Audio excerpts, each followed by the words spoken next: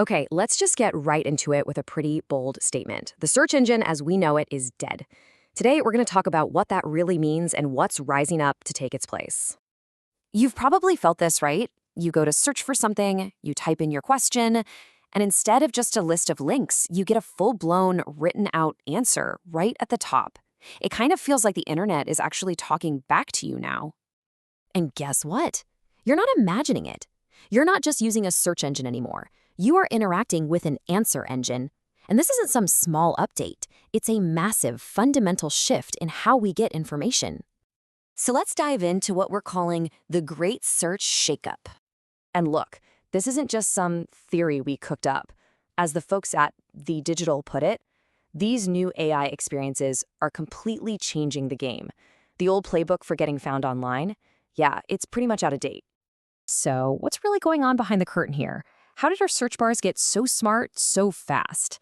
Let's take a look at the rise of the answer engine. Here's the most important thing to get.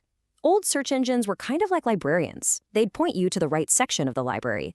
But these new answer engines, they're like a team of researchers who go read all the books in that section, figure out what they all mean, and then write you a custom report on the spot. And this is how it works. First, the AI figures out what you really mean, not just the words you typed.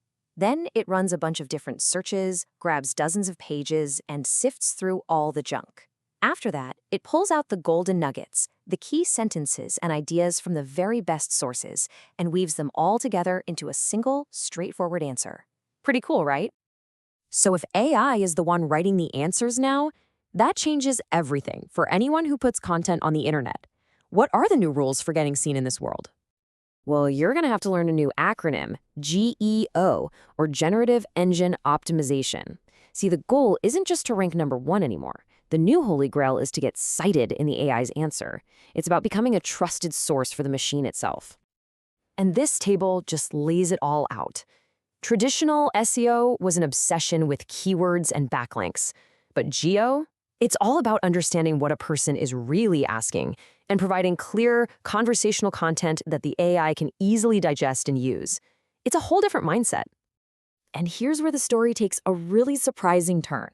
With all this futuristic technology, where were these AI models going to find the good stuff? You guessed it, good old-fashioned online forums.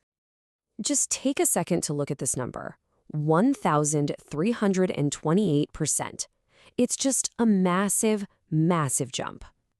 That's how much Reddit's visibility in search results exploded in just a single year. This isn't just a minor trend, people. It's a seismic shift, and it tells us something really important about what we're all starting to value online. So why? Why the sudden obsession with forums? Well, as Search Engine Land puts it, the answer is beautifully simple.